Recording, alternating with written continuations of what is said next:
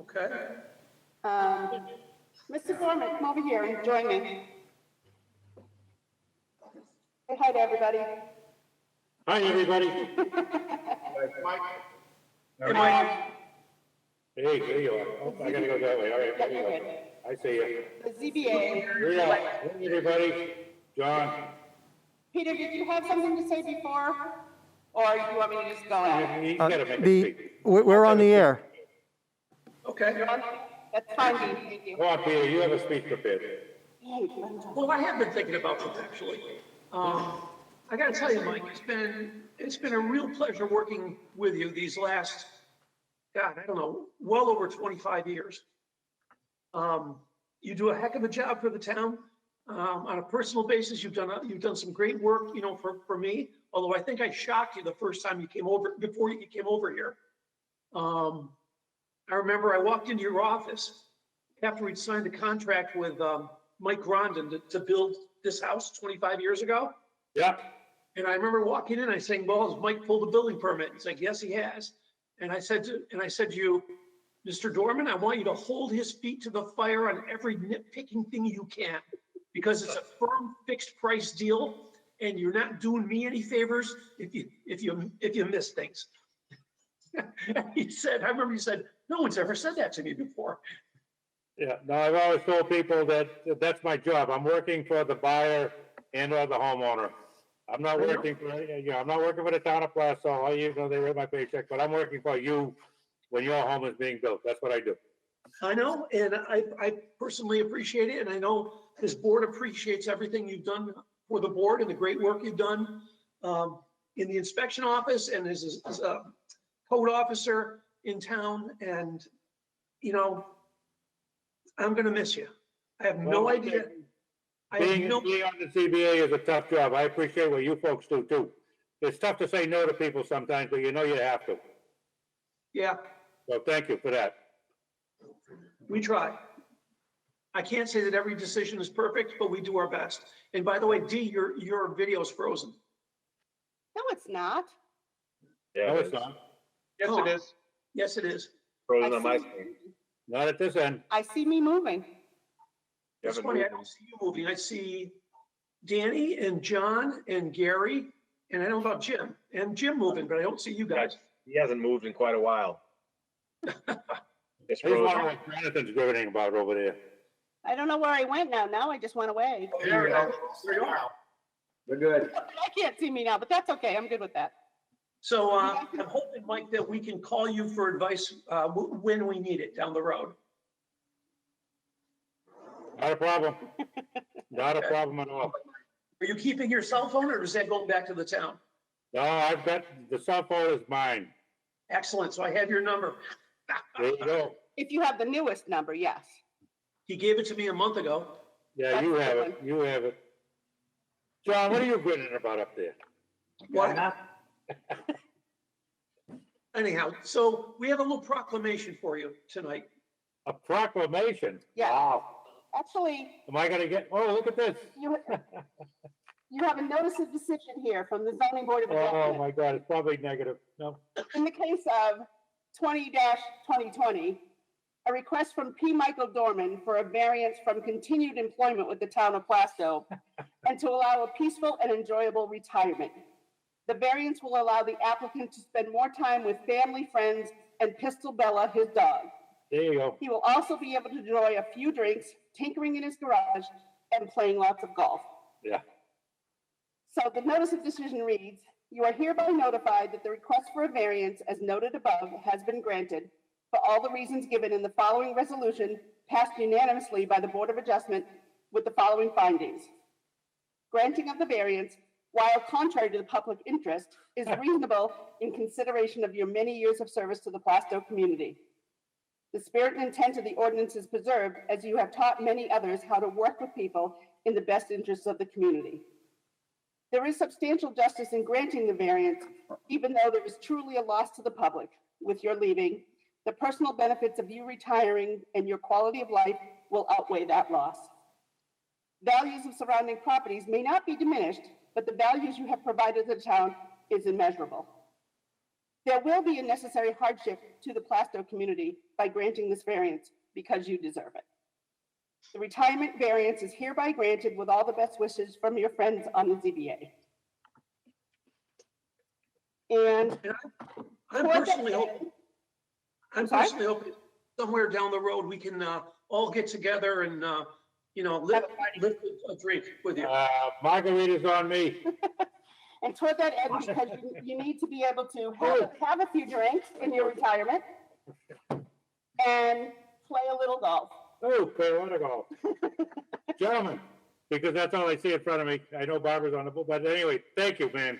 Thank you very much, all of you. It's been great.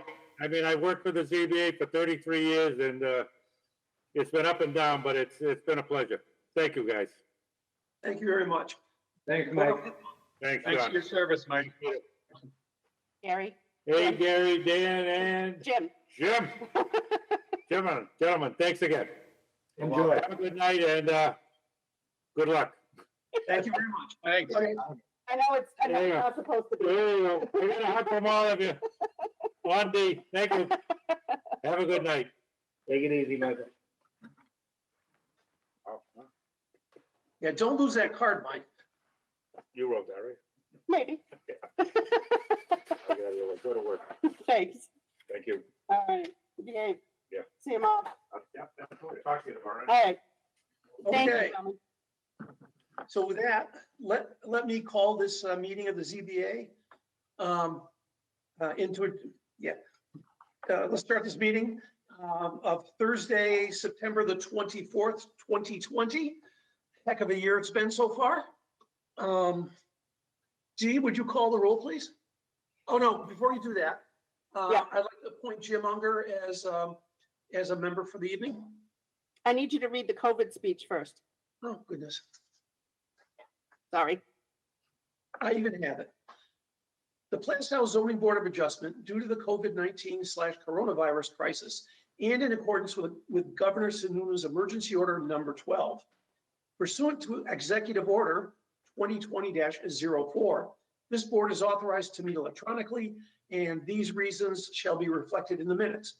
Please note, there is no physical location to observe and listen contemporaneously to the meeting, which was authorized pursuant to the governor's emergency order. However, in accordance with the emergency order, we are providing public access to the meeting by telephone. Members of the public wishing to attend this meeting electronically may call the following conference call number: 1-562-247-8422, access code 900-532-276. B, additional public access by video or other electronic means will be available as follows. We're utilizing the GoToWebinar platform for this electronic meeting. All members of the board have the ability to communicate contemporaneously during the meeting through the GoToWebinar platform, and the public has access to contemporaneously listen and, if necessary, participate in this meeting by clicking on the following webinar address: http://plaistowaccess.com/zb-remote. C, providing public notice of the necessary information for accessing the meeting. Legal notice was sent to all the butters for each application and was published in the Eagle Tribune newspaper with information on how to access the meeting. D, providing a mechanism for the public to alert the public body during the meeting that a member of the public wishes to speak or be recognized during any public comment or public hearing. The GoToWebinar platform has both a raise your hand and Q&A feature that allows attendees to alert that they have a question. Please note that all questions submitted through the Q&A feature must contain your address and will be read into the record. E, other access to the meeting. The meeting will also be broadcast on PlaistowAccess cable channel 17 and will be live streamed on the town website at www.plaistow.com. In the event that the public is unable to access the meeting via conference call or GoToWebinar, the meeting will be adjourned and rescheduled for a later time. Okay. I just want to let Mr. Carboni know if he can hear me. I just sent you a pin to access so that we can put you on microphone. If you didn't get it, that pin number is 66854. And with that being said, as I call your name, if you could let me know, please, if you are accessing remotely and whether or not there is anybody with you. Peter Belo, I'm accessing alone and no one's with me, not even my shadow. hold on. I think Mike just rang my doorbell. Hold on.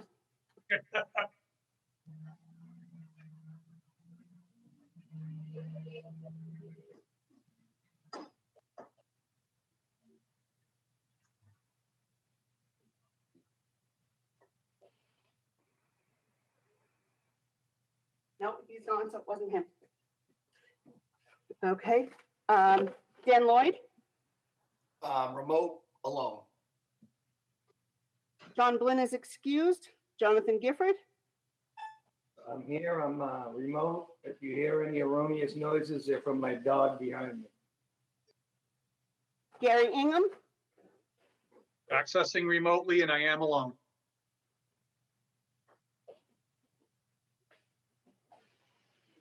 Jim Unger, Jim, I am here, remote and alone. and I did not see Barbara sign in. okay. And we've appointed Jim to be on the board this evening. Thank you. Dee, is there anybody else actually on this call other than the board right now in town hall? Yes, I see. Oh, at town hall? No, I'm running everything from my house. Oh, okay, well, nonetheless, is there anybody else on this call? I'm not seeing anybody other than panelists. And Yes, you. I do have some attendees listed. In fact, I see all of our applicants. Okay, great. I'm glad. Oh, I see what I did. I missed clicking something.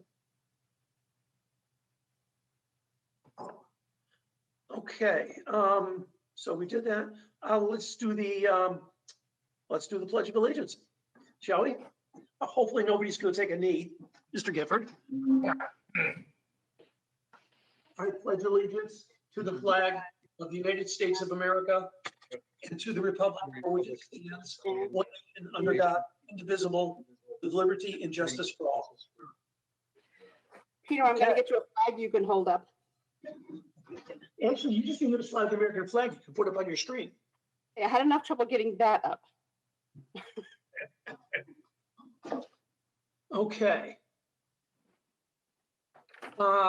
Let's talk about the meeting minutes from the last meeting. Has everybody had a chance to take a look at them? Yes. Yes. Yes.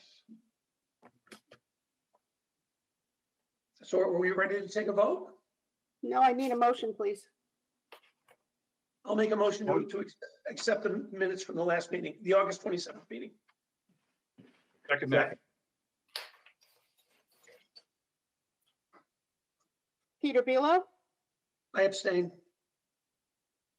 Dan Lloyd, Yes. Don Gifford, Yes. Gary Ingham, Yes. Jim Unger. Yes. Thank you. The vote on that is 4-0-1. Okay. Dee, would you call the first hearing, please? Sure, this hearing is continued from August 27th, 2020. The matter number is 20-20, a request from Route 125 Cottage Plaza LLC and Gerald Carboni for a variance from Article 5, 220-31 and Table 220-32BB to allow the conversion of first floor commercial space to residential apartments, a non-permitted use. The property is located at 93A Plaistow Road, Tax Map 27, Lot 26-1 in the Commercial 1 District. Gerald R. Carboni is the property owner of record. I have received the offer. This is a condo unit of the 2-unit condo, and I have received authorization from the other owner for the application. Okay. Is somebody Let me unmute some people here a second here.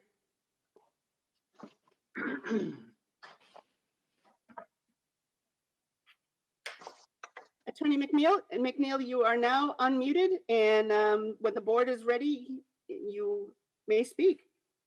Thank you. Good evening, Mr. Chairman, members of the board, and of course, Dee Voss.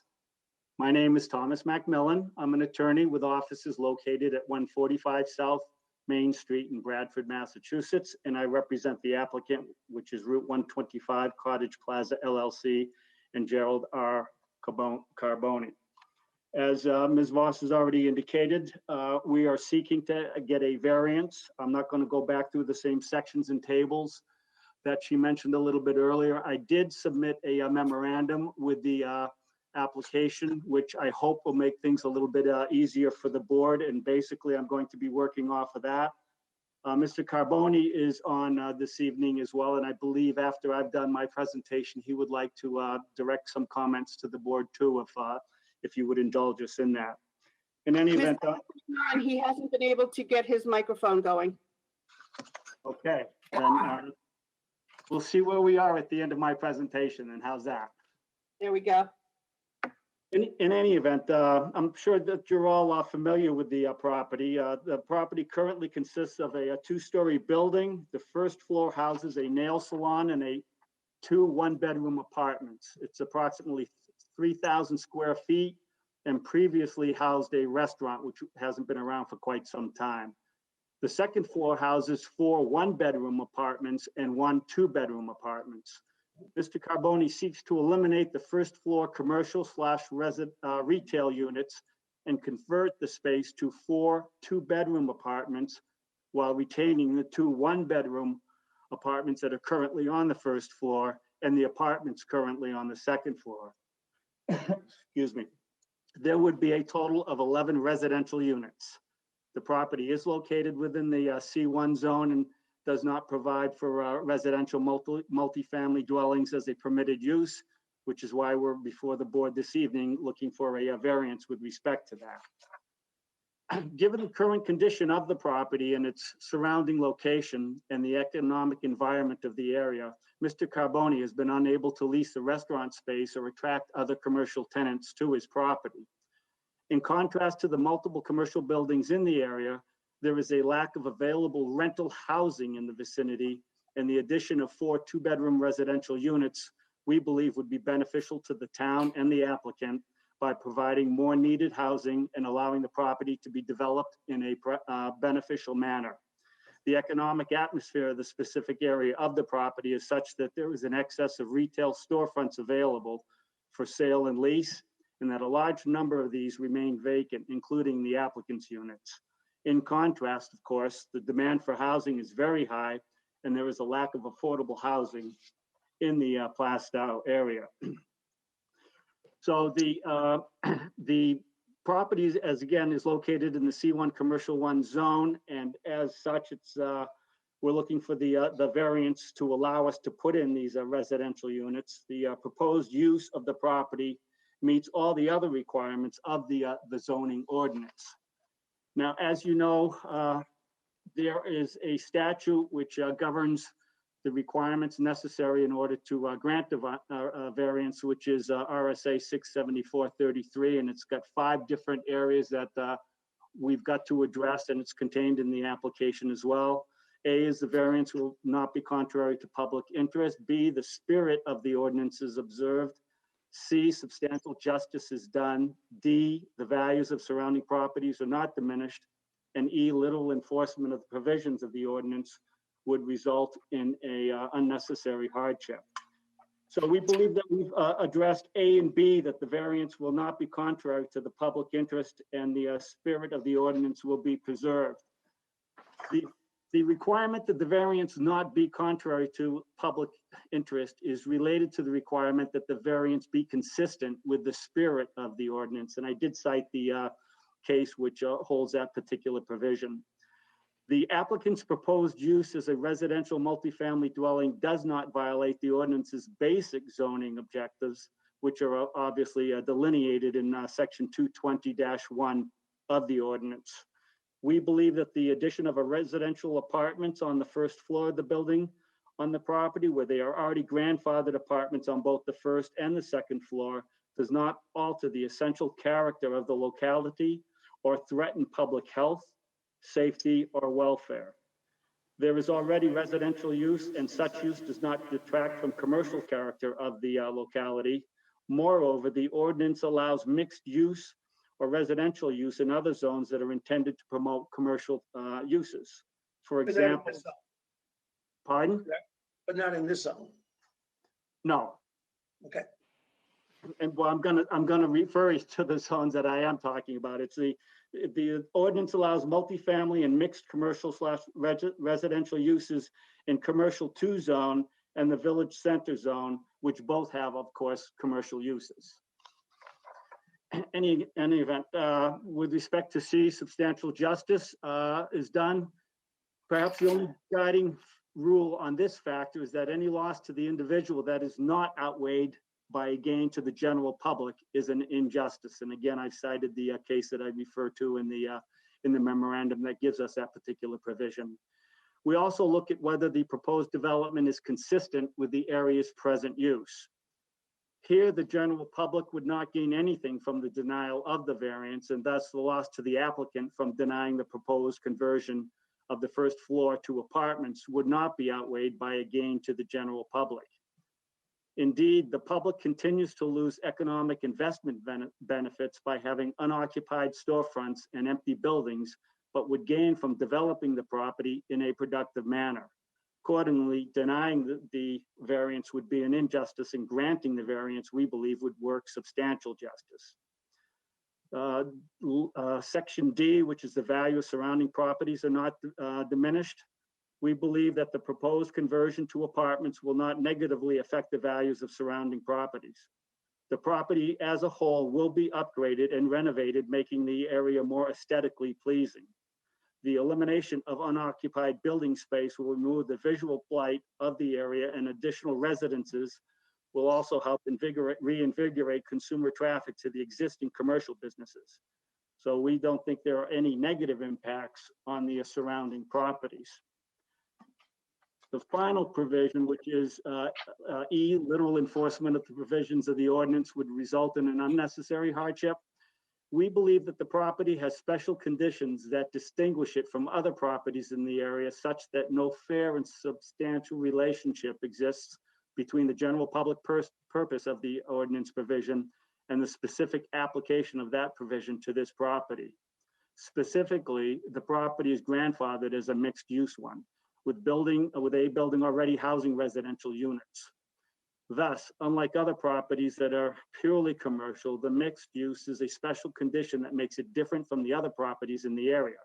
Because it is already used residentially in part, there is no fair substantial relationship between the ordinance provision prohibiting residential uses as it is applied to this particular property. Additionally, the the proposed use to convert the first floor retail space to apartment is a reasonable use. As previously stated, the property already houses residential apartments, and such use has not created a tangible detriment to the area. Moreover, the renovation of the property in conjunction with the proposed residential use is reasonable and beneficial to the public. Thus, little enforcement of the ordinance creates an unnecessary hardship. So we believe that we've touched based on the 5 provisions that are required by the statute and the ordinances. I don't know if Mr. Carboni is access yet at this particular point. Has he logged on, D? He's logged in, but he didn't enter the PIN that I sent him a PIN both through a text message, and I sent him I'm sure you heard me verbalize it, and I just Yes. don't know if he can hear me.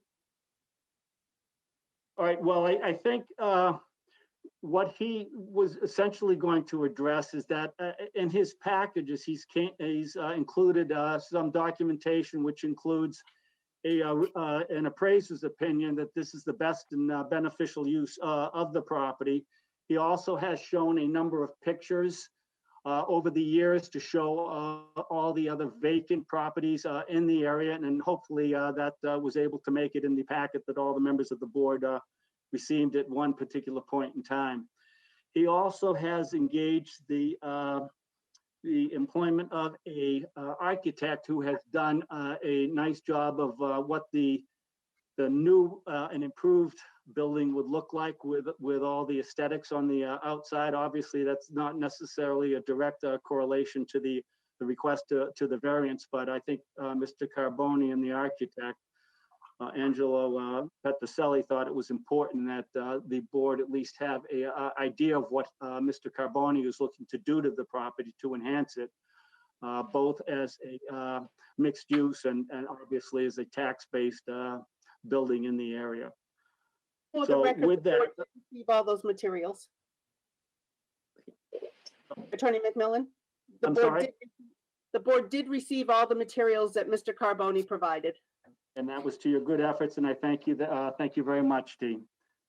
Any event, that concludes my presentation, since Mr. Carboni is not going to be able to add at this point, I guess. So all things considered, we would respectfully request that the Zoning Board of Adjustment grant the request for a variance, because it does satisfy the 5 criteria set forth by statute in the Town of Plaistow ordinance. Thank you. So I have some questions, I guess, and comments. Yes, excuse me. Let me lead off with a comment that, so one of the things I do for the Town of Plaistow is periodically perform a workforce housing analysis to see if we have our fair share of workforce housing or affordable housing in town. And the most recent report, based on 2019 data, shows that, and by the way, Rockingham Planning Commission annually comes up with a town-by-town list of how much workforce housing each town is expected to have. Plaistow actually exceeds our requirements by about just over 550 units. So I'm not seeing how workforce housing in Plaistow really plays into it, since we far exceed the requirements put on us. And I guess the second thing I have some difficulty with is, right now, this is a grandfather, having some commercial and some residential is a grandfathered non-conforming use. I don't see how making it a fully non-conforming use is good at all.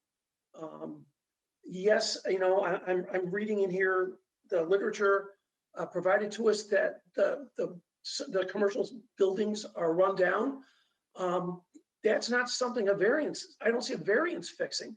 That's something the owner of the property has to fix.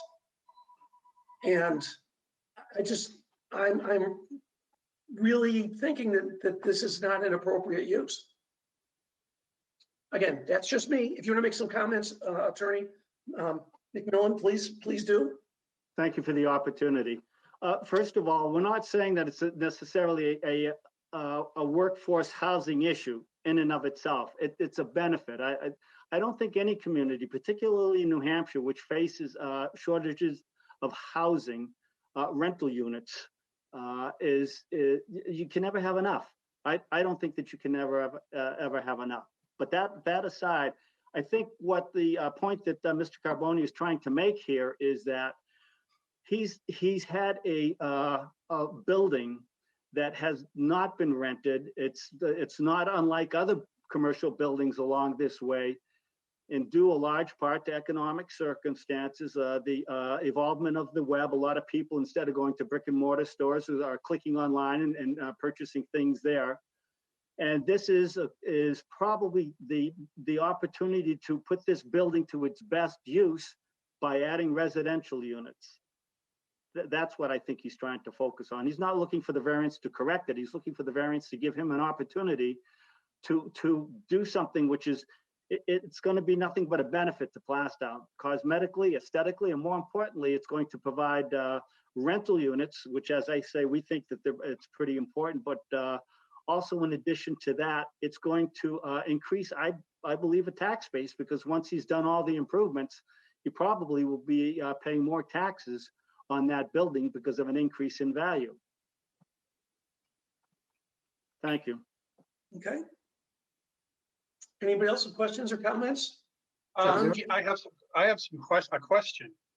I went through the packet, and all the packet talks about is the variance to put in these residential things. nothing in here mentions, what's this going to do to the septic situation? You're adding in all of these, these 3 or 4 apartments. You're gonna have more water usage and more septic. Is that gonna need to be built into the land? Are they gonna have to expand things, or is what they have there adequate for what they want to add on? Well, that's probably a little bit beyond the parameters of the variance request, but I do believe that Mr. Carboni, who unfortunately, I think he's gotten the necessary, I shouldn't say the necessary approvals. I think he has addressed the issue, and it's unfortunate that he's not able to make comment about that right now.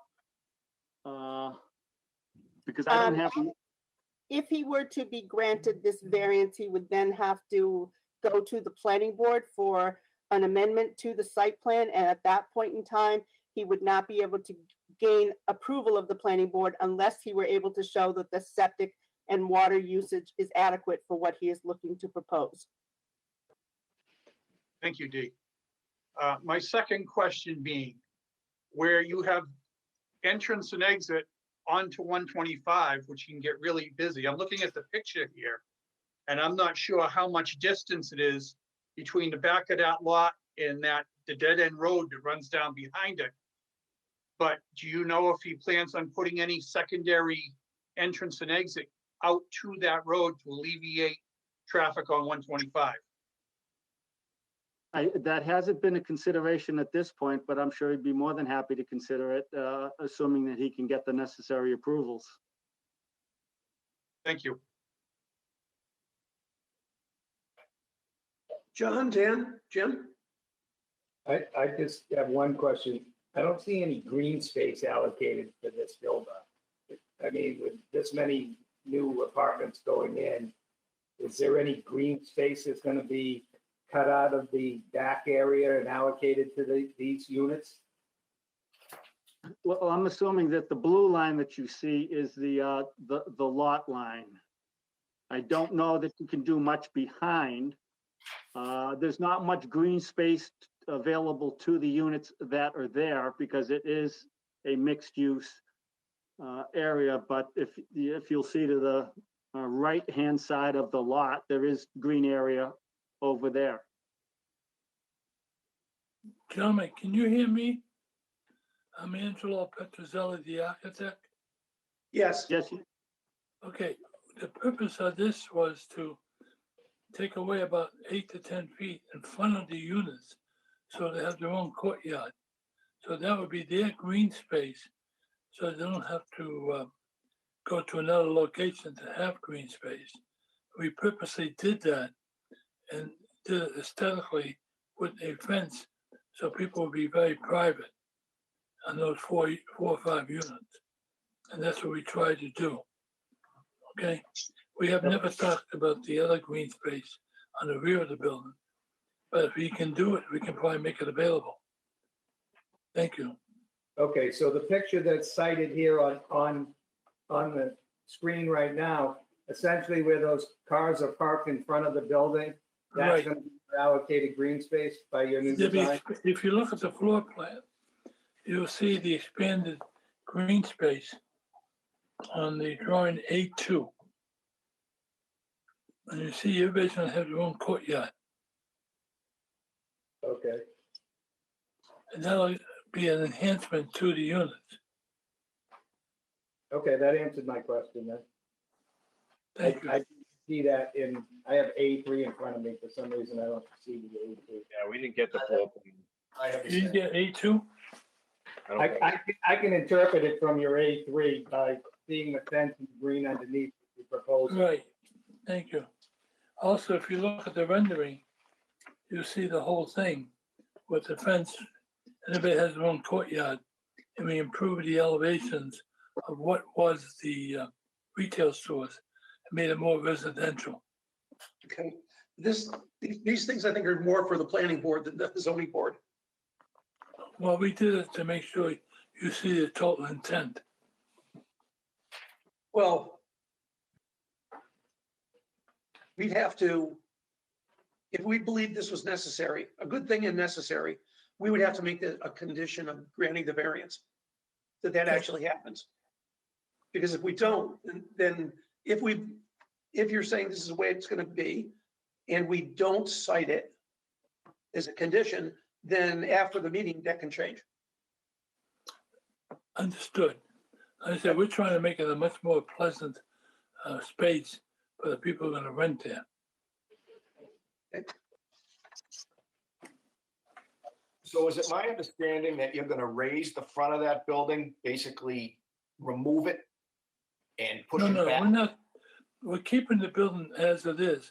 What we did is expand about 8 to 10 feet forward of the building, move the parking over, But and that now we have a courtyard. How is There'll be how is that gonna infiltrate the parking lot as far as the fuel station? If you're We're moving, the- only moving about 8 to 10 feet. That'll give you a courtyard for each tenant and a walkway to get to the entrance. If you got the drawing A2, which I hope you do, no, that will well, show you how we laid it out. no, I get it. And I'm right now, I'm looking at the rendering online, the aerial view. And I'm just Okay. trying to picture those cars that are parked there, pushed back another 10 feet. On Because, the site plan, do you happen to have the site plan? yes, that's what I'm looking at. The site plan? Yeah. And Yeah. that's a thing, when cars pull into that station, the diesel pumps are out back. So Yes. it's not like they're going underneath the canopy. They're gonna be driving right behind those cars to the diesel Yes. pump. I get fuel there every week, and if there's a car parked on the outside pump and you're gonna push those cars out another 10 feet, that's a little tight there. Well, it's going to be about at least 15 to 20 feet to the edge of the canopy. Uh, Okay, if you Yeah. look at the diagonal parking, you see that it's going to be approximately 10 to 20 feet. Dan, I think that's more of a planning board issue. Right. I'm just for my own sake, I was just wanting to know how they were gonna fit that green space, but yet have adequate parking. Yeah. But that's what I'm trying to do and try to give an enhancement to the building. The worst case, we can do parallel parking and move the parking to the rear. We have plenty of parking if you look at the site plan. And that will solve your issue because you've done parallel parking, not that diagonal parking. That means people have to go from the back parking lot to their units. Right, I get it. Okay, thank you. You're welcome.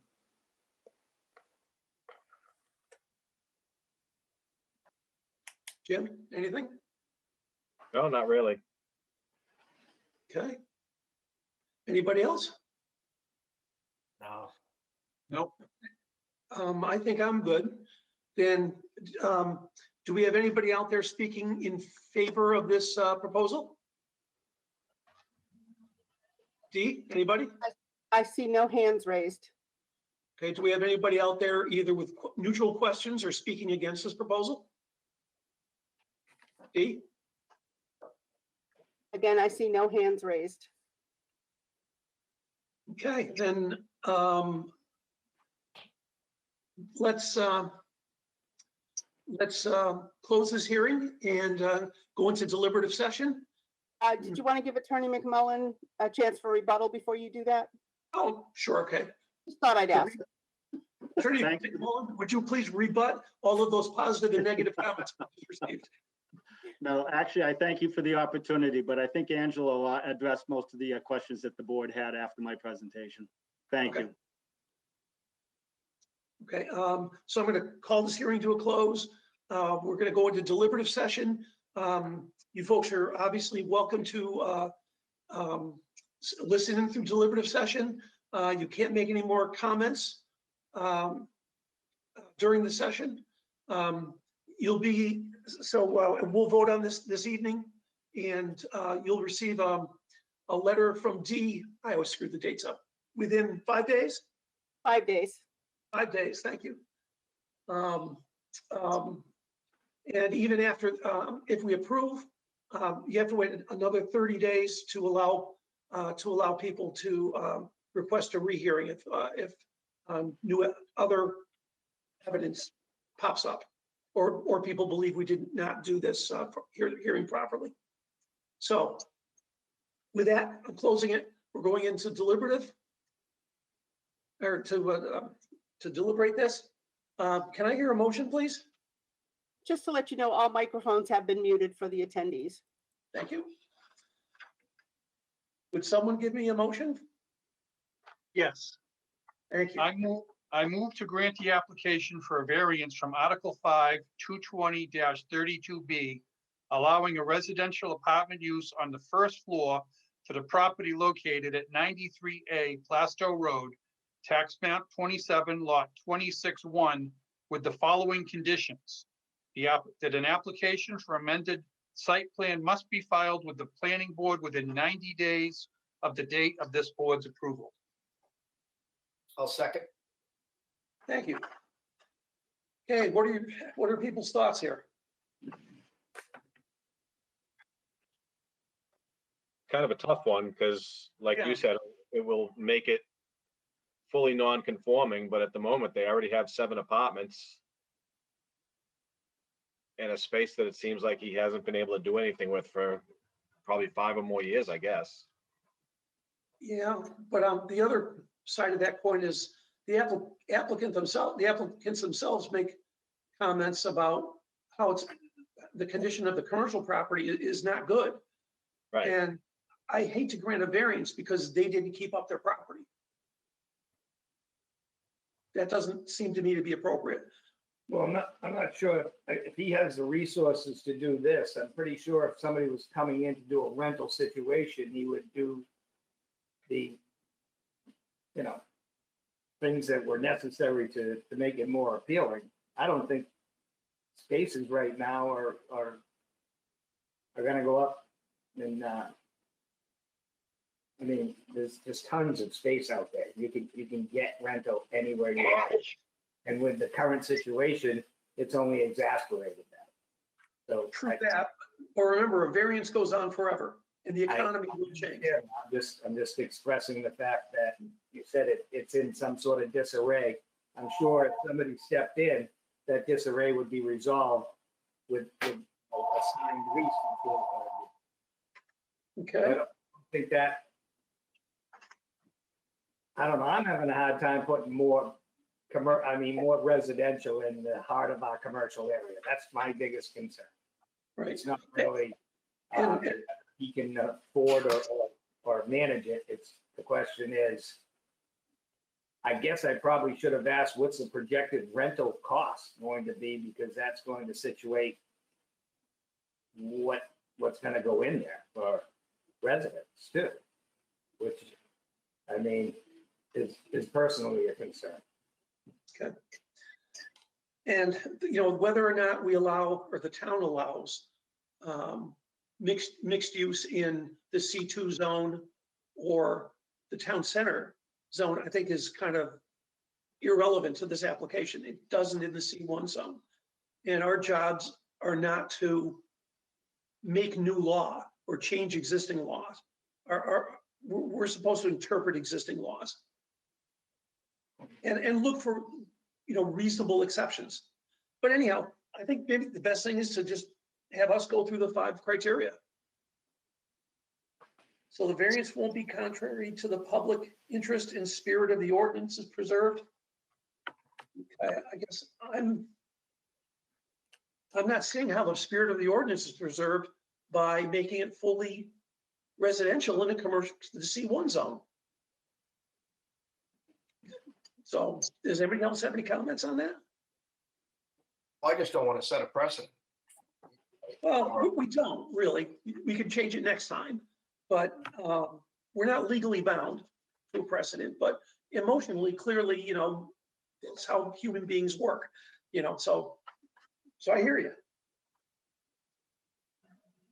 Okay.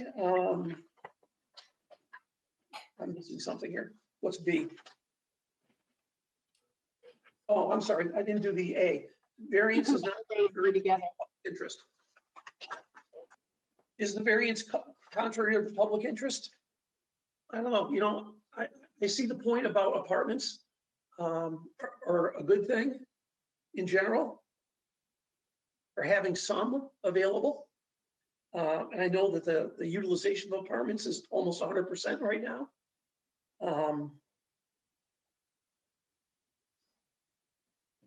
But is it also appropriate putting that many, there are already some there, but is it appropriate expanding the number of apartments next to that gas station in the C1 zone?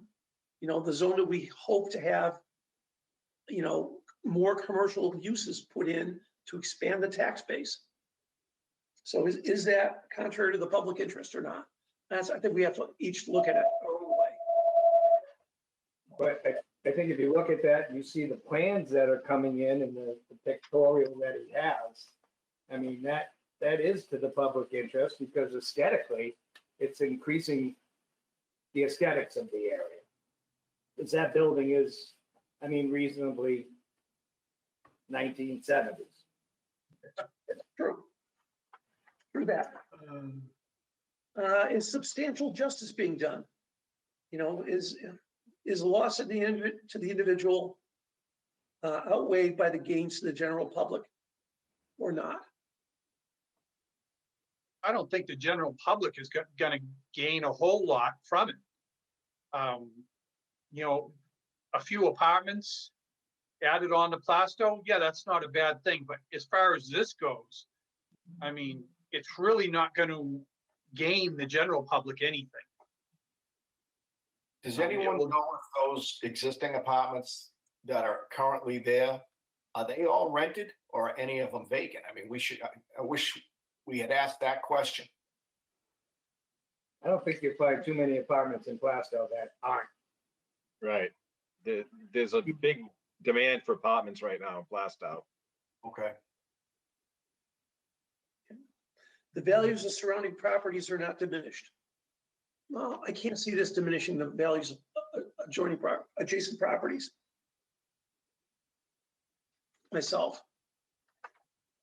If anything, that will increase if it's built the way it shows in the picture. The artist rendering, it looks like a beautiful building. But who knows what the final product will be? Yeah. Would a literal enforcement of the provisions of the ordinance result in an unnecessary hardship? Again, I'm not seeing an unnecessary hardship here. Well, again, there'll be no hardship to the town. Exactly. The hardship is to the owner. Hardship, the hardship requirement doesn't mean that the town or the ZBA has to approve the highest economic possible use of a property. And I think that was the argument that was made, that they could make more money off of it if it's residential. But I think that's a flawed argument. Well, I think you go back to the aesthetics of the building on that one. If this isn't approved, then the aesthetics stay exactly as they are, which is reasonably unappealing on our main highway through town. Either that or the property gets sold to somebody else who will fix it up. And do what? There's no commercial rental issues. There's so much of it out there. I don't think anybody's going to take that on right now. But I'm playing devil's advocate on that one. I hear you. Everybody's got an opinion on this, and we all weigh things a little differently, and that's fine. This is a Yeah. toughie. Yeah, because I think there's definitely a lot of vacant properties along 125, unoccupied storefronts. So Sure. if he fixed it up really nice and made the store really nice, someone may come in because he would have the nicest out of all of them, but it's not guaranteed someone will come in either. True. But, economically, these things, putting my MBA hat on, these kind of issues solve themselves. you know, there's a price, what they call it, price elasticity curve thing. Anything can be sold or rented at the proper price, and that price could include fixing up or not, or how to fix up. So, are we ready to take a vote? Or first off, does anybody want to make another or any other conditions on this property? I'm speaking, I guess, in particular to Dan, who's questioning that green space in front of the proposed apartments. Well, like I say, I think you're gonna move those cars out another 10, 12 feet. I just think that's gonna be a real tight space to get in and out. But as the architect mentioned, there is a ton of parking on the property. Right, so I mean, if they wanna make it, So- but But do Yeah. you want to mandate that they only get the variance if they put that 10-foot courtyard buffer in? And I'm not pushing you to do it, but you seem to be concerned about that, so I'm just asking. I would be more apt to. I don't know, like I say, it's just, I don't agree with that, they'd have to move the parking. But it didn't sound like he was too enthused because he made the statement that now they're gonna have to walk around front to their apartments. So, I mean, yeah, I would definitely, it would have to be a condition, because I just don't know if that would happen. Well, now, if this made it through to the planning board, would it be within their jurisdiction to require an entrance to that back road and require some green space out in the back? So if someone has some kids or something, they can actually have a play area back there? I don't think so. So they couldn't mandate that type of stuff. They could ask for it, I'm sure, but it's not clear to me that they can mandate it. There's nothing in our zoning that requires that.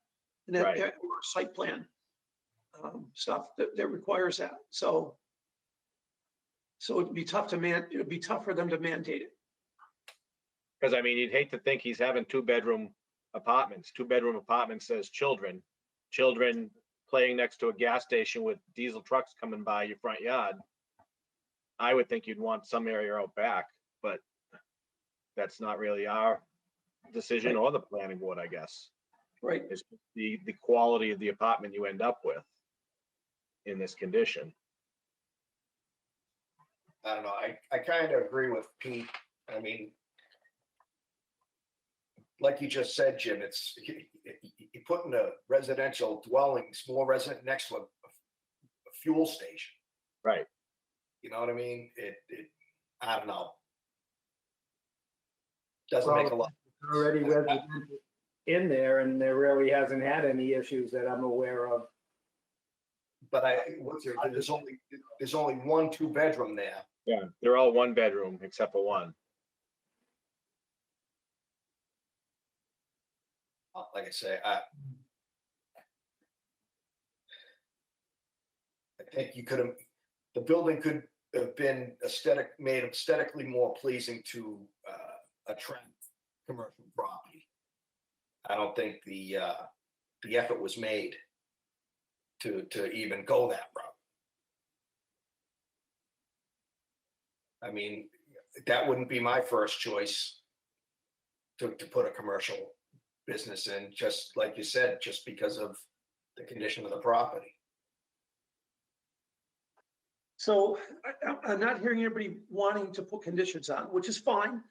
And if that's the case, are you folks ready for a vote? I think I am. Yeah, John? Okay. Dee, would you call the roll, please? Dan Lloyd, No. Jonathan Gifford, No, Gary Ingham, no, Jim Unger, No? Peter Below. No. Your vote is 0-5-0. The motion does not pass. Okay.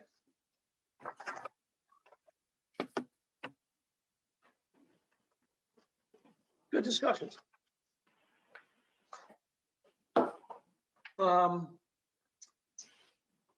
Gee, would you call the next case, please? The next two are interrelated. Would you like me to read them together? If you would be so kind. Case number 20-26, a request from 78 Plaistow Road LLC, Bob Levitt, for a variance from Article 5, Table 220-32B to allow the use of a pre-existing residential apartment by the owner. The property is located at 103 Plaistow Road, tax map 28, lot 21 in the commercial 1 district, where residential uses are not permitted. The applicant is the property owner of record. Case number 20-27, a request from 78 Plaistow Road LLC, Bob Levitt, for a variance from Article 3, Section 220-16D to allow use of a pre-existing residential apartment by the owner. 220-16D does not allow uses incompatible with motor vehicle sales on lots where there are such activities. The residential use was deemed as incompatible with motor vehicle sales by the code enforcement official. The property is located at 103 Plaistow Road, tax map 28, lot 21 in the commercial 1 district. The applicant is the property owner of record. And if you give me just a minute, I will unmute Mr. Levitt's microphone. Awesome. There you go. Good evening. Can you hear me? Yes. We This can is hear you, Ridley. Mr. Levitt. Okay, my name's Bob Levitt. I own property at 103 Plaistow Road. Before I get going, I'd like to just second the motion on Mike Dorman, the building inspector. I came to Plaistow in 2011. Probably all aware, I bought the property on the corner of East Road and 125 and fixed it up and everything. And Mike was, one thing I liked, he was tough, but he was fair. And what he said to me was, as long as you follow the rules, we won't have any problem. So it's pretty clear. But at any rate, I own kind of a unique property, 103 Plaistow Road, presently is my car dealership. It's a 12,000 square foot building. The existing home is still in place there. It's a 5-bedroom home. I'm sorry, a 5-room home, 2 bedrooms, full bath, shower, kitchen, stove, it's all intact. And what we want to do, a lot of it has to do with security in today's world, as you probably know. My wife and I want to, use that as an apartment to live in for us. Let me interrupt for a sec. Hey, Dee, could you bring up the pictometry for this? I can try. Give me just a second. So deep. I know, you have faith. I got it. Okay, that's that. So let's get rid of this. And we'll try this. Come on.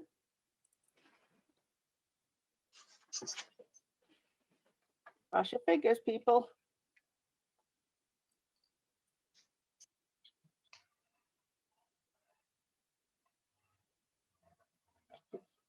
How'd we do? Nope, we're still seeing the old one, and the cursor isn't moving either, by the way. Story of my life. Hold on.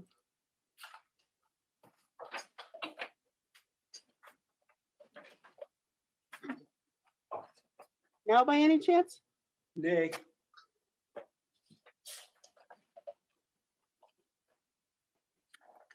Well, I'm not sure what I'm doing wrong.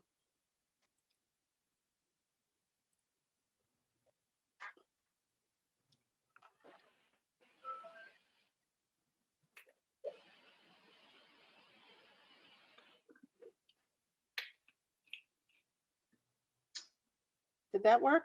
Yes. There we go. You got it. Give me enough chances. I'll get there. Good job, good job. So Bob, which lots are yours there? 28? Okay, so 28, 21 is 99, I own that. And then 28, 19 is the subject property that I'm talking about. If Okay. you'll see in this westernmost, southernmost corner, you'll see a little, almost like an L, and that was the existing home. So when they built the showroom, they left the existing house there, and then, on the northern part of my lot is my showroom, and then to the right, the garage and all that. But that southwest piece of property there, that is the original 5-bedroom home apartment. I mean, the building inspector's been in it, passes all code, and everything's there and as it should be. And my wife and I want to, obviously we're gonna fix it up, but move in there and use that as their residence, and primarily for security reasons. And obviously the financial benefit is pretty obvious to all, looking at it and stuff like that. And in today's, day and age with everything that's going on, it makes sense to, have an owner occupied piece of property. I'm not going to rent it. I have no interest in renting it or anything like that. Okay. Before we go down the criteria, criteria for variances, does anybody have any questions about this property? Folks? So the portion of the building you're talking about was like an existing single-family dwelling that then got Correct. added to make the garage? Correct. The original, that was a home way back in the day. And that existing home is still there. So that back of that building, it has, two egresses, and it has a full kitchen, bath, shower. Everything is still intact. The day the house was built, probably in, I don't know, way back in the early 1900s, probably. So in other words, I'm not asking to build or change, like go in and build an apartment. I already have it existing. What I want to do is just, obviously make it a legal apartment for my wife and I. And you had said that it's up to code, you know that? It's been inspected? The building inspector's been in, he knows the property, and I have the proper egresses and bath and plumbing and heating and, everything's there that you would have. So everything's existing. I obviously do a little painting and, it's probably not up to my wife's standards at this point, but, we just basically paint, a little clean up, and there's Heater's my house.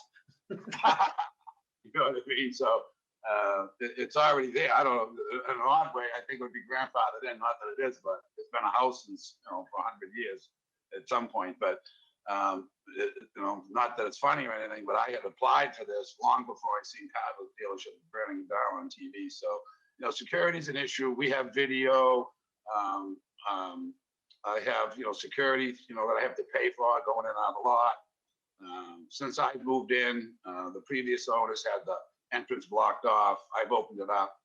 Police and fire are pretty happy that they can get in and out. But it would make sense at this point for me, honestly, from a financial standpoint. And quite frankly, I want to be a resident of the town. I'm a huge taxpayer. My son owns a house in town.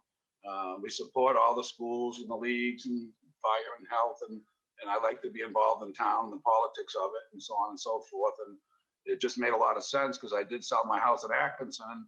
We were looking to do something, and a light went off one day. We saw all this stuff that's going on and stuff, and I can obviously protect my property, and I think it's a benefit to all involved. I mean, Allen Lakeside and my neighbors to the north will have a built-in security guard that's there most nights.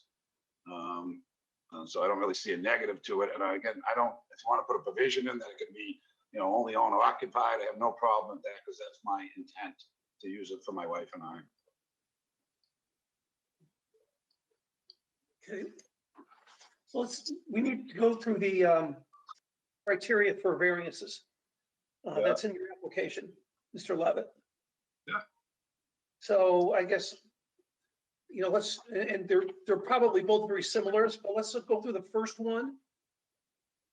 And like you kind of read through it, and then look at the second one, see what differences there are. If there aren't any differences, the answers, then so be it. Okay? Yeah. I mean, I think it won't be contrary to the public interest because it's a building that's 12,000 square feet. We're going to use approximately 1,000 square feet of it, and it's in the best interest of the public because we'll have somebody there that's keeping an eye on things and watching them for my neighbors and everybody involved. So I think it's in the best interest of the public, in my opinion. The spirit of intent of the ordinance, I understand that, but obviously with the previous situation, it's totally different than my situation. Where I'm not asking, to come and let's build an apartment. So, everybody on the road says, hey, we got commercial property, let's build an apartment. I mean, mine's existing. It's pretty much, with your basic approval and, my site plan done, it's all ready to go and in place. So I see no negative impact to anybody involved. And clearly, there's plenty of properties within probably 100 feet of me that are, zoned C1 and do have an apartment or two or three, or like in the case of the previous owner, 8 or 9.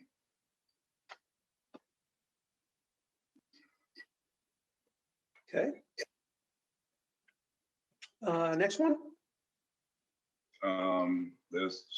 Forgive me, I'm not a lawyer. There was substantial justice in granting the variance because any loss of the individual that is not outweighed by gains to the general public is an injustice. And quite frankly, I don't even understand the wording of that one, but I can't see any negative impact where, we're not really allowing, again, using the previous situation, I'm not trying to rent it or change the, structure of the laws and regulations. I understand when you set precedent and, the next guy that comes along and so on and so forth, but this is an existing apartment, it's owner occupied, and we'd be living there. Yeah. By the way, we struggle with that one quite often ourselves. So no, I can see clearly the difference, in the situation, the stuff. I mean, there's, I have 5 in front of me, probably within 100 feet of me, 5 existing commercial buildings that do have residential property in them, including a car dealership. So I guess the word you guys, the precedent is kind of there. And I could understand if I came to you and said, hey, I want to build this, apartment in the building, and then, well, everybody's going to want to build an apartment in the commercial building. So I can understand that end of it that you guys see, but on my end, it's already there. It's been a house forever. Obviously parking, I'm already parking there. I'm going there every day. So there's really no negative impact that I can see, only positive, because it puts me in the area a lot more. And, I got to pay for security guards and so on and so forth. So the hardship that would be created, not that it's a big financial thing, but, it does create I don't see any hardship on my community. We've been a very positive influence. This is the second building that I've owned in Plaistow since 2011. And I think most of you on the board are familiar with what I do with my property and how nice they are and how good we keep them. And we've been following the rules. I'm sure Dee can attest to that, being in that office, that, I follow the rules and do what I'm told. They don't let me testify, Mr. Levitt. Hopefully it's good. Yeah, other than a couple of sign issues, we've been pretty good. okay. Why don't we look at the second variance request? Are pretty much the same responses? Yes, in general. I mean, there's already, there is a car dealer on the road that does have some residential, property. So as far as that goes, again, my situation is unique that we have an existing structure that is an apartment that's already built, already done, that's been a home for close to 100 years. Okay. I guess I'll open up to the board for questions and comments. I guess my only question would be, is this, occupying the back of that, basically the back end of that garage or attached to the back end of the garage? Is that a safety issue? I mean, is there a lot of fuel and oil and accelerants stored in that garage? Not really. I mean, if you're looking at the building, the front section, you can see almost 3 sections quite clearly. Yep. The whole front section where the apartment would be, that's all showroom. So there's really nothing stored up there at all. Then your middle section that you see, that's my reception area, coffee. There's another small kitchen there where we have lunch and stuff like that. And then you have the garages on the end. It's quite a distance away from the apartment. I mean, easily accessible by fire department. We keep it wide open, for the fire department to get in and out and stuff like that. And it's just, like I said, it's about 1,000 square feet. It is 5 rooms, but it's small, but it's about 1,000 square feet of my 12,000 square foot structure. Sure. I guess the only reason I was asking about the safety aspects, just to kind of let you know what sensitized me to that, is I used to work for a company on Hilldale Ave, just inside of Haverhill, that made manufactured chemicals that were that would burst into flame or explode if they were exposed to air or water. Yeah. And my office was on the other side of a concrete wall that was guaranteed to stand up for 3 hours in the face of any kind of fire. So I was nervous every day. So that Yeah, was no. my sensitivity. The stuff we have is we keep a little waste oil there. Which, like it has a very, very, very, very high flash point. It's not combustible. And we don't have any tanks underground or anything like that at all.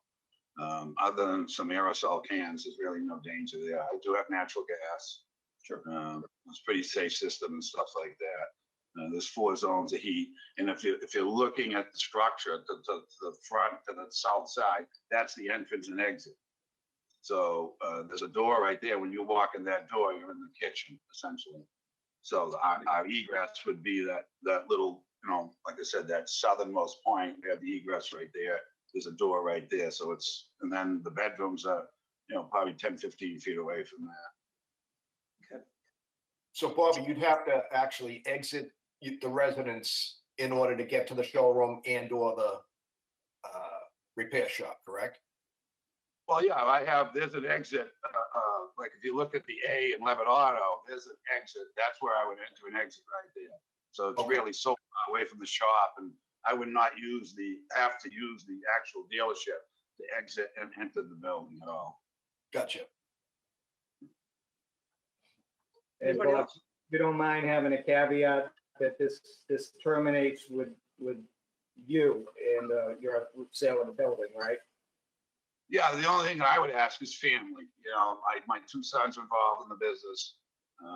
And that, my family in general, if you want to put a last name on, I have 2 sons that work for me, and they both own their own homes. Like I said, Michael, he just bought a place up in Colley's way up there. So, we're pretty heavy in the town, and not that it matters in this case that you make the decision on, but, we do a lot of supporting and donating and, from toys to pots and a lot of that stuff. And quite frankly, a lot of this has to do with the fact that I want to be a resident of the town of Plaistow and be involved in some decision making and maybe even get on the CBA board someday. But in general, it's really about security in this day and age, and the technology that's out there on these trucks. I mean, it's not uncommon to do a lot of damage getting these radios and stuff. And I have cameras at my house, and I see activity there at night. And the police have been called a few times and stuff. So it's becoming a big problem. And we have probably close to $2 million worth of inventory in the ground there. And so it's a serious situation for me and my family. Do you have any neighbors or butters, Peter? Anything? No, I don't think Dee had anybody that was against it or anything like that.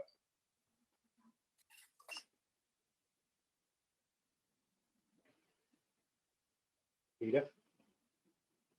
I'm sorry. I was thinking, how difficult that is for me. So, okay, then let's do a shout out here for anybody speaking in favor. Dee? Aye. Well, that was me. I know. Sorry about that. I see no hands raised. And by the way, Mr. Levitt, I really appreciate an applicant that has a good sense of humor. Thank you. Well, not Okay, like to death, but it can be.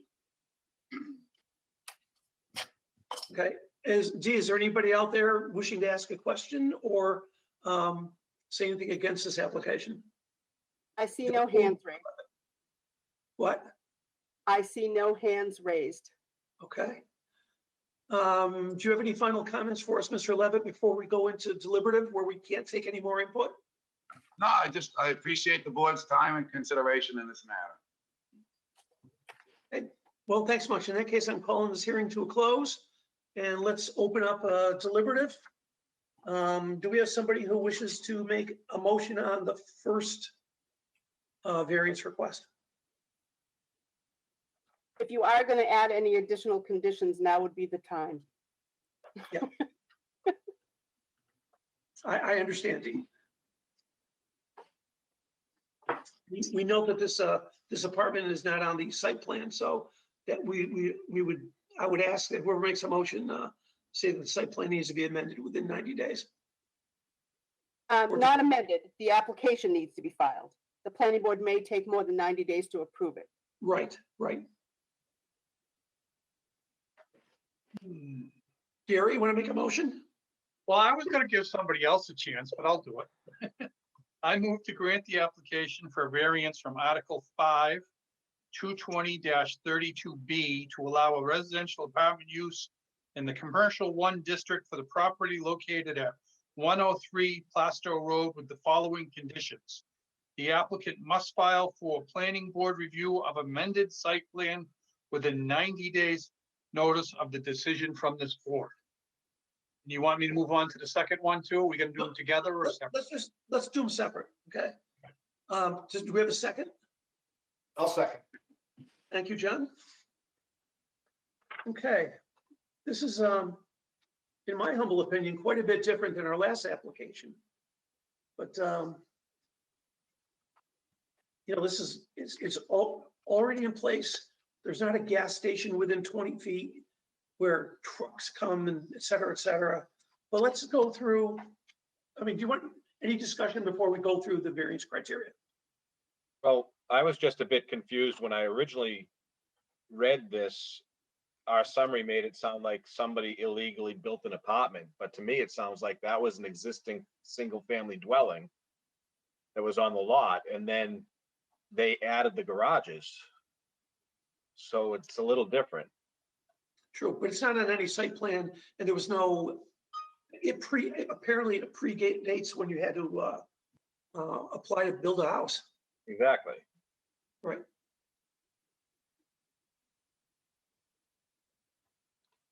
Okay, let's go down the criteria.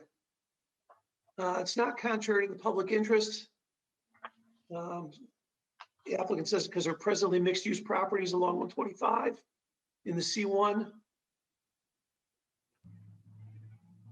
Frankly, given the size of this property and the use to be made of it, I'm not seeing where it's contrary to the public interest myself. I can't see a single thing that's wrong with this situation, to be honest with you. Yeah. Spirit and intent of the ordinance is preserved. Really intends to maximize commercial development. Parcels maximized, it really is. And it's been substantially, and it has been substantially improved. It does look great, I gotta admit. I know a couple of people who bought vehicles there too. They had good experiences, not that that matters in this, but anything about that? No. There's substantial granting, justice in granting the variance. If we didn't grant it, there's a loss to the individual. Is there anything, is there any gain to the general public in not granting it? I'm not seeing it. No, it's 70 cars on the lot, and there'll be 2 more when him and his wife pull in. I can't see really anything changing the demographic of that particular area by opening up the 5 rooms that are probably filled with boxes at this point right now. It's really, there's no infrastructure that has to change. It's really to me, a no-brainer on this one, but let's keep walking through the numbers. All right. Values of the surrounding properties won't be diminished. I'm not seeing that happening here. No. It's not, I don't think it's going to increase them, but it's certainly not going to decrease them. Literal enforcement of the provisions would result in an unnecessary hardship.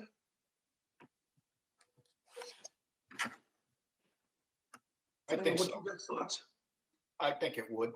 He's got a building that's been there before the dealership was. It's always been a residence.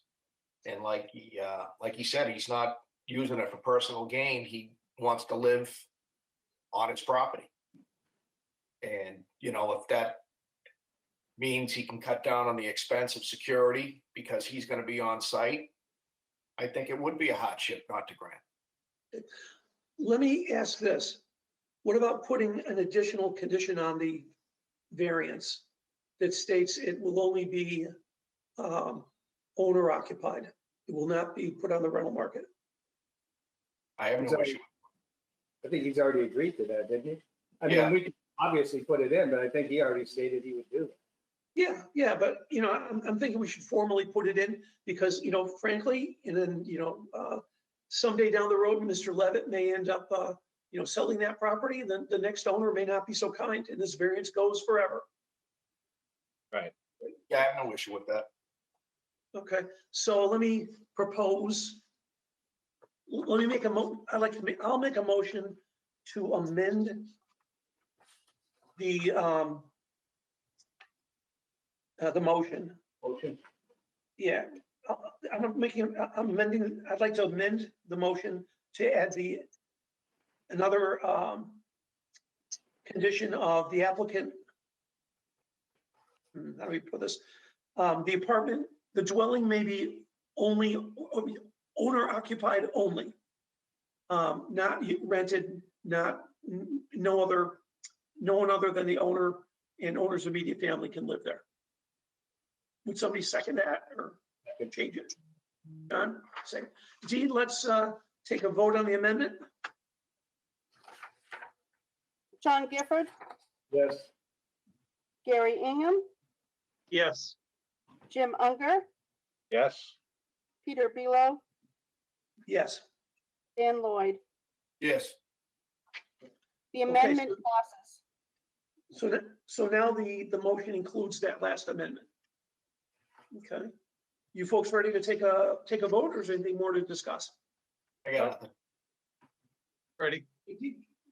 Would you please read it or go through the vote? I'm going to restate the motion with the amendment just to make sure that we all know what we're voting on. Mr. Ingham moved to grant the application for a variance from Article 5, Section 220-32B to allow a residential apartment use in the Commercial 1 District for the property located at 103 Plaistow Road with the following conditions. The applicant must file for planning board review of an amended site plan within 90 days of the notice of decision from this board. And the apartment may only be owner occupied by the owner or immediate family. Yes. Okay.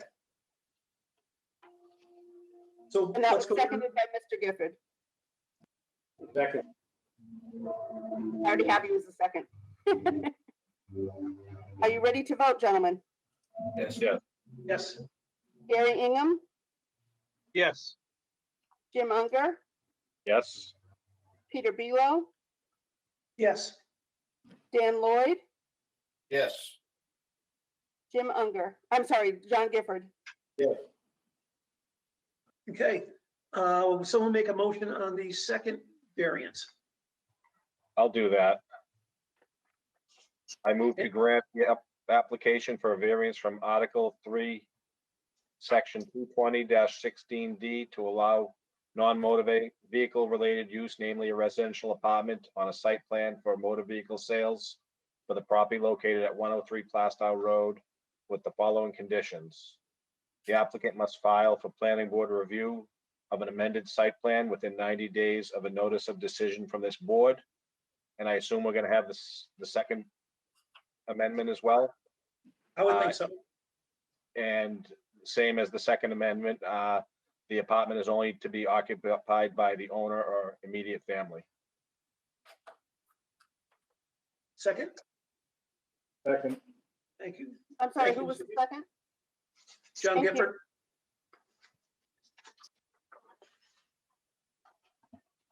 So I think this is a little different from the first one.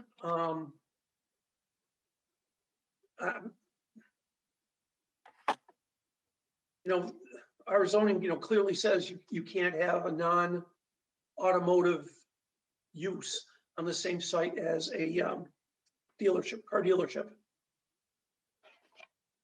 I don't know why they did that. Why planning board did that some years ago, but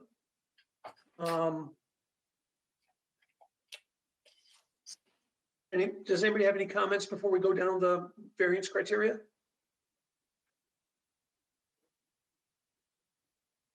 I guess not. Hey, it's not contrary to the public interest because, well, there's presently mixed-use properties along 125. And also that apartment has been in existence for longer than the rest of the building. Spirit and intent. You know, if we didn't grant this, I don't see how the rest of the town has any. Well, actually, that's going to substantial justice. Spirit and intent of the ordinance is preserved. You know, again, because that apartment has long been there. And an apartment, it was a house, I guess. Substantial justice, there's no substantial justice if any loss, unless loss to the individual must be outweighed by the gain to the general public. I've not seen a gain to the general public in storing boxes there versus a couple people. Values of surrounding properties won't be diminished. I think this is the same as the last one. I don't think it was an effect there. And literal enforcement of the provisions of the ordinance would result in an unnecessary hardship. You know, it doesn't have really, there's no negative effects on the neighbors. May help in security. I don't know. Personally, I believe in cameras and motion sensors and claymores, but that's just me. Well, you know, if you use the old farmer's analogy that you want to have your cows in the same field where your barn is, you know, I mean, if I had that kind of inventory kicking around, I'd certainly want to be able to reach out and touch it on a regular basis. Sure. Just like you do with your house. Okay, any other comments or discussion before we go to a vote? I'll make an apology because the train's going by, so you might have to wait a minute because it's gonna usually get loud. Well, we're good. Hey, Dee, you ready to call the roll? I am. Jim Unger, Yes. Peter Bealow, Yes. Dan Lloyd, Yes. John Gifford, Yes, Gary Ingham. Yes. Your vote is 5-0-0. Okay. Mr. Levitt, just like with the last application, you know, you'll receive notice within 5 days by mail from Dee, or you can call her tomorrow, or you can just, well, if you're listening to me saying that, you already know what it is. But in any case, you have to wait 30 days before, you know, occupying the space in order to give abutters a chance to appeal this ruling should it be found that this zoning board was incredibly in error, or whether there's some new evidence. Actually, he has to wait until after the planning board approves the amended site plan before he can occupy. Good point. Okay. Okay. So on to our last bit of business, folks. Dee, would you please, is there anything to read? No, there isn't. Okay. So we I have. can read what the request for a hearing is on about, just for Please do the that. record. Yeah. We have a request for a rehearing, which is deliberative process only in the matter of 20-17, a request from Richard and Sanaz Anthony for an administrative appeal of the June 17, 2020 Planning Board decision on application 19-6 Milton Real Properties of Massachusetts LLC relating to Article 2, Section 220-2, Article 5, Section 220-28, Tables 220-32A and 220-32B. The subject properties for the Planning Board matter 1906 are 143 Plaistow Road, Tax Map 30, Lot 73, and 145A Plaistow Road, Tax Map 30, Lot 72 in the Commercial 1 District, Milton Real Properties of Massachusetts LLC. Okay. Has everybody read the letter we received? Yes. Yes. Did I hear Jonathan Gifford? yes. Okay, in that case, I'll just state for the record and for anybody who happens to be watching, we received a letter from the law offices of Scott Hogan appealing our decision from 2 months ago. We're not going to read it again, but it is in the entire letter is in the record. I guess my own feeling about this is that Attorney Hogan really didn't address the reasons we decided not to hold the hearing 2 months ago. First one was that the appeal was late. There's a 20-day after administrative decision is made to appeal it to the zoning board. The reality is Mike Dorman made the decision back in February of 2019, and this wasn't appealed to the zoning board until July of 2020. So it was well over a year. The attorney also seems to believe that the planning board made the zoning determination. But the reality is Mr. Dorman made the zoning determination. The planning board just accepted it, but they accepted it in April of 2019. So again, even if you look at that date, we're way over a year. So it's late. And I see no evidence to the contrary in his letter. And the second issue was, has to do with noticing us or noticing the planning board. The attorney specifically appealed from a planning board decision. The RSA says that the person asking for the appeal has to notify the ZBA and the board or department that made the decision, and that didn't happen. We were noticed at the ZBA, but neither Mr. Dorman nor the planning board were noticed. So, in his appeal, he says that the planning board was supposed to provide whatever material they have to the zoning board. Absolutely, but that sentence from the RSA is directly beneath the one that says that the applicant has to notify whoever made the decision in the first place. So they had no reason to give us anything because they didn't know to give us anything. So anyhow, I suggest that for those reasons that we just that we do not elect to rehear this. Anyone else?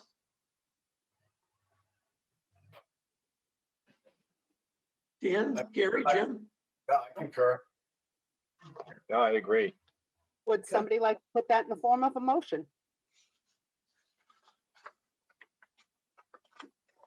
I make a motion that we agree to not Deny the rehear request for this rehearing? case. Deny the request for rehearing? Yes, For the same reasons that we denied it the first time. There's Originally. no new evidence. Are you denying it for the fact, let me see if I can help here a little bit. Are you denying it for the fact that you do not see any new evidence or any procedural errors in the submission from Mr. Hogan? Yes. yes.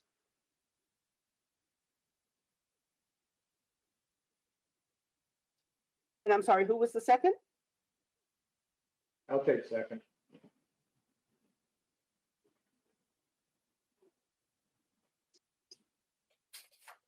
Okay, any discussion before we call the roll? Okay, Dee, would you please call it? Peter Bealow? You're voting to deny. The motion was to deny, so I The will motion say is to deny. So you will say yes. Is that Yes. what I heard? Okay. yes. Dan Lloyd, Yes. John Gifford, Yes. Gary Ingham, Yes, Jim Unger. Yes. Okay, Thank you very much. okay. Dee, why don't you get rid of, or not? I have no additional business for the board if you'd like to close the meeting. I'd like to close the meeting. Close the meeting at 8:04.